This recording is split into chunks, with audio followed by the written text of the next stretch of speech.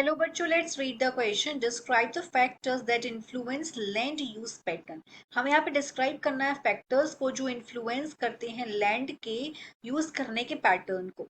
Answer, land use patterns are shaped by several factors. कि जो land use pattern है वो शेप्ड होते हैं अलग अलग फैक्टर्स से.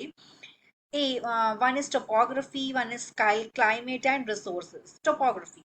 Steep areas may be unsuitable for agriculture or constructions. अगर हम बात करें जो स्टीप एरियाज होते हैं वो अनसुटेबल होते हैं एग्रीकल्चर के लिए और कंस्ट्रक्शन के लिए. तो ये टोपोग्राफी वहां की ऐसी है. क्योंकि टोपोग्राफी का मतलब क्या होता है? स्टडी करना लैंड सरफेस का. जैसे कि एक पर्टिकुलर एरिया है. एग्जाम्पल समझते हैं. टोपोग्राफी रेफर करता है माउंटेन को, वैली को, रिवर को, या फिर क्रेटर्स हैं सरफेस पर.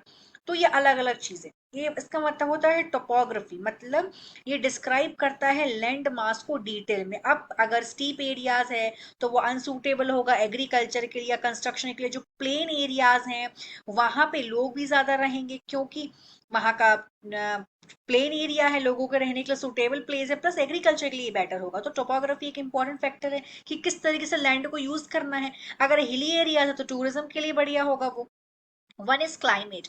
Different climates support specific activities like farming or tourism. कि अलग अलग एक तो टोपोग्राफी हो गया किस तरीके से लैंड यूज करनी है और उस लैंड में किस तरीके का क्लाइमेट है वो क्लाइमेट भी सपोर्ट करता है स्पेसिफिक एक्टिविटीज की. वहां पे फार्मिंग होगी कि वहां पे टूरिज्म होगा.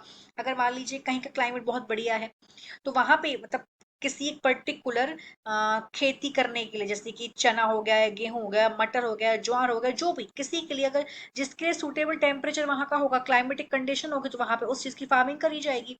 अगर मान लीजिए वहां का क्लाइमेटिक कंडीशन ज्यादा ठंडा ठंडा सा रहा, बहुत ही फेवरेबल रहा लोगों के लिए, मतलब ऑप्टिमम टेम्परेचर रहा वहां का, तो वो टूरिज्म के लिए बेटर होगा. वो लैंड का यूज करेंगे एज ए टूरिज्म. तो इकोनॉमी भी बढ़ेगी इंडिया की, क्योंकि अगर टूरिज्म होगा तो देश विदेश से लोग आएंगे कंट्री में हमारी.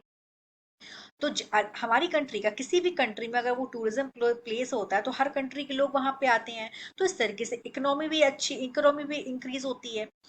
रिसोर्सेज मतलब संसाधन. रिसोर्सेज का मतलब क्या होता है? कोई भी ऐसी चीज जो ह्यूमन की नीड को सेटिस्फाई कर सके, उसकी वैल्यू हो और उसको यूटिलाइज कर सके, तो वो रिसोर्सेज का मतलब होता है. तो जो अवेलेबिलिटी होती है, availability of water, minerals and fertile soil affect land use.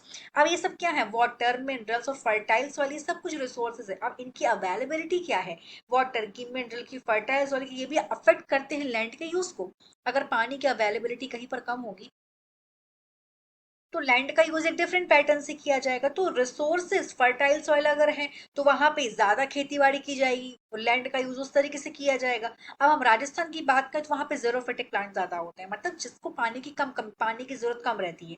तो इस तरीके से रिसोर्सेज भी मैटर करते हैं कि लैंड को किस तरीके से यूज करना है, क्योंकि अगर रिसोर्सेज होंगे उसी के हिसाब से हम उस लैंड को यूज करेंगे. Hope you understood it well. All the best.